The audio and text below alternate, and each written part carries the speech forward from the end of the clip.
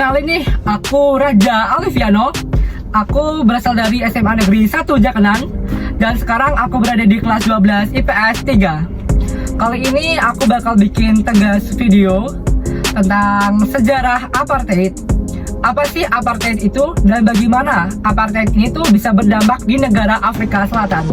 So, simak video ini selanjutnya. Oke, jadi yang pertama aku bakal ngejelasin dulu apa itu politik apartheid. Apartheid sendiri berasal dari bahasa Belanda yang artinya pemisahan. Pemisahan di sini berarti pemisahan antara orang-orang Belanda atau kulit putih dengan penduduk asli Afrika Selatan, yaitu orang-orang yang berkulit hitam. Apartheid kemudian berkembang menjadi suatu kebijakan politik dan menjadi politik resmi, yaitu politik pemerintahan Afrika Selatan yang terdiri dari program-program dan peraturan-peraturan yang bertujuan untuk melestarikan pemisahan secara rasial. Secara struktural, apartheid adalah kebijakan yang mempertahankan dominasi minoritas kulit putih atas mayoritas bukan kulit putih melalui pengaturan masyarakat di bidang sosial budaya, politik, militer, dan ekonomi. Kebijakan ini berlaku tahun 1948.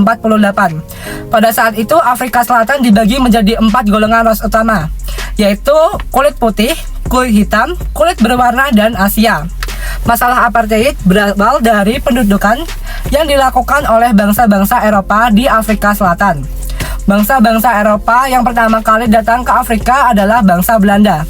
Bangsa Belanda waktu itu datang ke Afrika Selatan dipimpin oleh Jan Anthony van Riebeeck. Kedatangan bangsa Belanda ini menimbulkan masalah dalam kehidupan masyarakat Afrika. Masyarakat Afrika Selatan di bawah pendudukan bangsa Eropa, yaitu bangsa Belanda atau bangsa kulit putih. Sehingga masalah kulit ini yang menjadi titik pangkal munculnya politik apartheid. Bangsa Belanda kemudian menetap di Afrika Selatan. Mereka sering banget disebut sebagai bangsa Boer. Kedatangan bangsa Belanda ini kemudian diakui oleh bangsa Inggris yang ternyata berhasil melakukan penguasaan dari Afrika Utara atau di daerah Mesir. Afrika Selatan atau Cape Town, kedatangan Inggris ini kemudian menyebabkan perang Boer antara Inggris dan Belanda. Inggris berhasil mengalahkan Belanda sehingga wilayah Afrika Selatan menjadi daerah kekuasaan Inggris. Akhirnya Inggris menjadi penguasa Afrika Selatan. Dengan kemenangan Inggris, maka banyak banget orang Inggris yang kemudian datang di negara Afrika Selatan. Pada tahun 1910, dibentuklah Uni Afrika Selatan yang merupakan gabungan dari dua republik kaum Boer, yaitu kaum Transvaal dan orang Kri-Style dengan Cape Colony dan Natal. Uni Afrika Selatan itu adalah dominan dari orang-orang yang berasal dari negara Inggris.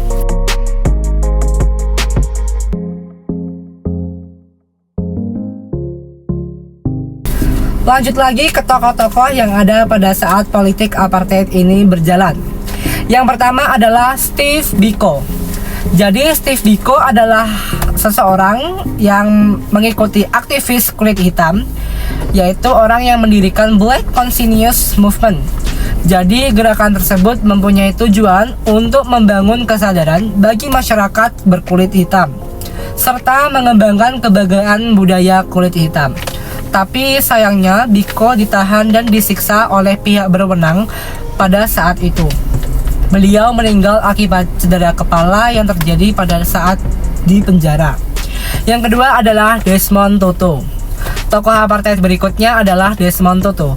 Beliau merupakan seorang uskup Anglikan, yaitu ungkapan bagi anggota gereja sekaligus aktivis anti-apartheid. Tutu mempunyai peran penting dalam penampungan opini publik internasional dalam menentang politik apartheid, serta mendorong negara barat untuk menetapkan sanksi ekonomi pada Afrika Selatan. Lanjut, yang ketiga adalah Nelson Mandela. Nelson Mandela merupakan salah satu tokoh terkemuka dalam perlawanan apartheid. Mandela mendirikan Liga Pemuda Afrika dan African National Congress atau yang bisa disebut sebagai ANC. Jadi organisasi tersebut merupakan organisasi paling besar dalam perlawanan apartheid. Akibat kegiatan militan, Nelson Mandela harus mendekam di penjara selama 27 tahun. Setelah dibebaskan pada 1990, Mandela terpilih secara demokratis menjadi presiden di Afrika Selatan. Lanjut yang keempat adalah Winnie Mandela. Tokoh apartheid berikutnya ini adalah Winnie Mandela. Beliau merupakan istri Nelson Mandela sekaligus aktivis non-apartheid yang sangat kuat. Winnie lalu dipenjara dan disisa oleh pihak berwenang. Dunia internasional memberi perhatian khusus pada Winnie Mandela pada keberaniannya pada saat melawan politik apartheid. Lanjut yang kelima adalah Oliver Tambo. Jadi Oliver Tambo adalah salah satu pemimpin ANC yang membantu pergerakan perlawanan apartheid selama Nelson Mandela mendekam di penjara. Jadi itu adalah tokoh-tokoh yang ada pada saat politik apartheid ini berjalan. Jadi mereka itu sama-sama berjuang dalam melawan politik apartheid yang bisa disebut sebagai politik rasial bagi masyarakat berkulit hitam yang ada di Afrika Selatan. Jadi pada tahun 1948, yaitu tahun awal politik apartheid ini berjalan, seperti yang udah aku kasih tahu di sesi video awal tadi. Politik ini tuh diterapkan secara resmi oleh Perdana Menteri Afrika Selatan, yaitu Daniel Francois Malan, yang menjabat pada masanya. Meski demikian, praktek diskriminasi rasial ini telah terjadi sejak tahun 1913, ketika pemerintah Afrika Selatan mulai menerapkan kebijakan Native Land Act. Apa sih kebijakan Native Land Act ini? Jadi kebijakan ini tuh mengakibatkan pembatasan kepemilikan tanah bagi warga kulit hitam yang tinggal di Afrika Selatan. Wah, kasihan banget ya teman-teman. Jadi mereka dibatasi dong di negara mereka sendiri. Kebijakan ini diperkuat dengan penerapan Native Land Trust dan Land Act yang memperluas wilayah pembatasan terhadap kepemilikan tanah bagi warga yang berkulit hitam. Apartheid sendiri adalah segregasi rasial di bawah pemerintahan kulit putih Afrika Selatan yang mendikte orang Afrika Selatan kulit hitam yang notabene-nya mayoritas penduduk situ. Mereka diminta untuk tinggal di daerah yang terpisah dari kulit putih, menggunakan fasilitas umum yang berbeda-beda, dan kontak antara kedua kelompok juga dibatasi. Kelompok ras yang berbeda dipisahkan menurut lokasi, fasilitas umum dan juga kehidupan sosial mereka. Warga juga dibagi menjadi 4 kelompok ras utama, yaitu ras hitam, putih, berwarna, dan juga Asia. Selain itu, jutaan warga kulit hitam dikeluarkan secara paksa dari rumah mereka, dibatasi dan juga dikurung di tanah air mereka sendiri. Sementara, orang kulit putih tetap tinggal dan menduduki kota-kota. Lalu, apa dampak yang dihasilkan dari kebijakan hukum yang merusak hak asasi manusia ini? Yang pertama adalah ketimpangan sosial dan ekonomi. Kebijakan politik apartheid menciptakan kesenjangan sosial dan ekonomi yang besar antara kelompok rasial. Kelompok kulit putih mendapatkan akses yang lebih baik terhadap segala hal, sementara kelompok non-kulit putih terbatas dalam pilihan dan juga kesempatan mereka. Hal ini mengakibatkan ketidaksetaraan yang signifikan dalam distribusi kekayaan, pendapatan, dan juga kualitas hidup. Yang kedua adalah perpecahan sosial dan juga budaya. Kebijakan apartheid ini bertujuan untuk memisahkan kelompok rasial satu sama lain, yang menghasilkan perpecahan sosial dan budaya dalam masyarakatnya. Hal ini menciptakan ketegangan antara kelompok-kelompok rasial dan menghambat pembangunan identitas nasional yang inklusif. Yang ketiga adalah perlawanan dan juga konflik. Kebijakan apartheid memicu perlawanan yang kuat dari berbagai kelompok dan individu dalam dan juga di luar negeri. Gerakan anti-apartheid ini muncul dan menimbulkan konflik seperti African National Congress dan juga lain sebagainya. Yang keempat adalah isolasi internasional kebijakan apartheid. Kebijakan ini menyebabkan isolasi internasional terhadap rezim apartheid dan Afrika Selatan. Banyak negara dan juga lembaga internasional mengutuk kebijakan ini dan memberlakukan sanksi ekonomi, politik, dan juga budaya terhadap negara tersebut. Isolasi ini memiliki dampak ekonomik yang signifikan dan membatasi kemampuan Afrika Selatan untuk berinteraksi secara normal dengan masyarakat internasional, atau juga bisa disebut sebagai RIF.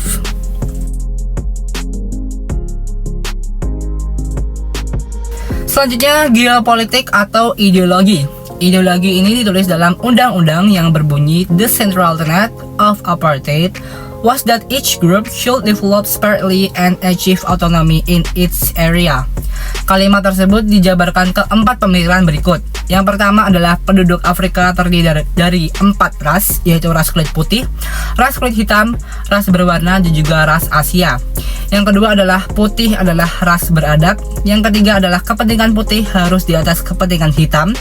Dan yang keempat adalah ras putih adalah Afrikaner yang berbahasa Inggris. Beberapa dekade lamanya, banyak undang-undang sejenis yang membatasi aktivitas kehidupan dan hak orang Afrika Selatan yang tidak berkulit putih.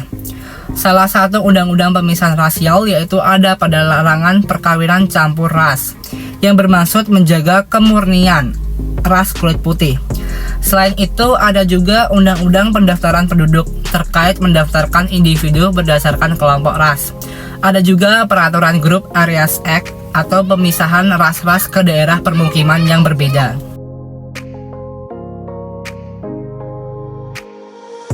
Selanjutnya adalah berakhirnya apartheid. Pemberlakuan politik apartheid yang terjadi di Afrika Selatan sejak 1948 menimbulkan gejolak dari dalam negeri. Terlebih lagi, politik apartheid di Afrika Selatan dilaksanakan secara ketat setelah terjadi kerusuhan yang dilakukan oleh orang-orang kulit hitam. Golongan kulit hitam menuntut penghapusan politik apartheid yang mempraktikkan menimbulkan diskriminasi di bidang pendidikan, sosial, dan juga budaya. Perlawanan rakyat Afrika Selatan terhadap pelaksanaan politik apartheid terus menggema. Bahkan diskriminasi terhadap kulit berwarna ini juga dikecam oleh dunia internasional. Salah satu gerakan yang lantang menyuarakan penghapusan politik apartheid adalah African National Congress atau bisa disebut sebagai ANC yang dipimpin oleh Nelson Mandela. Meski dalam perjuangannya, pemimpin ANC yaitu Nelson Mandela ditangkap dan dipenjara oleh aparat keamanan Afrika Selatan selama 27 tahun.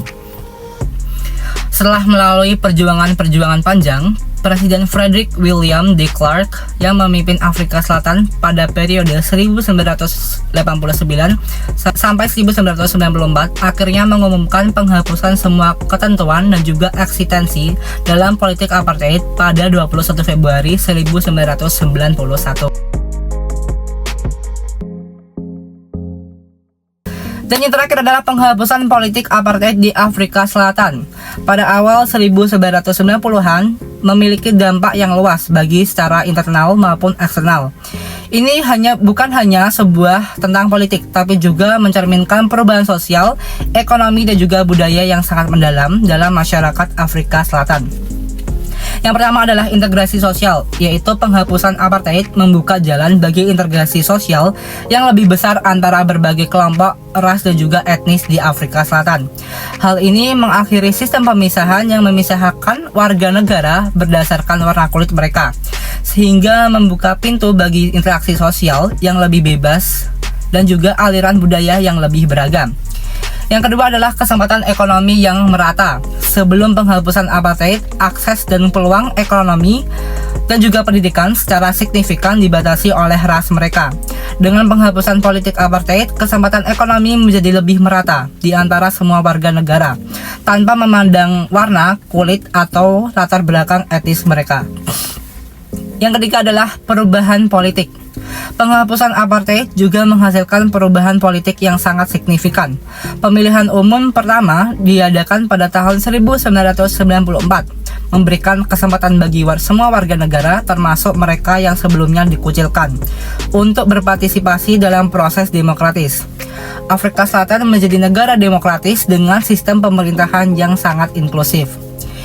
Yang keempat adalah rehabilitasi internasional, yaitu penghapusan apartheid membantu memulihkan reputasi Afrika Selatan di mata komunitas internasional. Sebelumnya, negara itu dikucilkan secara politik dan juga ekonomi karena kebijakan rasialnya yang diskriminatif. Dengan penghapusan apartheid, Afrika Selatan kembali diterima dalam komunitas internasional dan mendapatkan dukungan ekonomi serta investasi di negara lain. Yang kelima adalah rekonsiliasi nasional. Salah satu aspek yang paling penting dari proses penghapusan apartheid adalah Komisi Kebenaran dan juga Rekonsiliasi yang didirikan pada tahun 1995. Komisi ini bertujuan untuk membawa perdamaian dan juga rekonsiliasi di antara kelompok-kelompok yang terlibat dalam konflik apartheid. Meskipun kontroversial, komisi ini membantu masyarakat Afrika Selatan untuk menghadapi masa lalu mereka dan melangkah maju sebagai bangsa yang bersatu. Yang keenam adalah pertumbuhan ekonomi dan berakhirnya isolasi internasional. Afrika Selatan dapat mengalami perubahan ekonomi yang lebih dinamis, akses yang lebih besar ke pasar global dan juga investasi asing. Dan perdagangan internasional juga membantu mendorong pertumbuhan ekonomi negara Afrika Selatan. Dalam keseluruhan, penghapusan politik apartheid di Afrika Selatan tidak hanya mengubah tatanan politik negara tersebut, tapi juga mengubah jalan sejarahnya.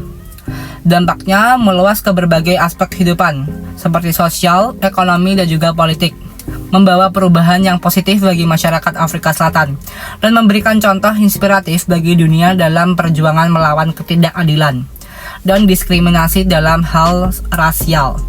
Sekian adalah materinya, terima kasih.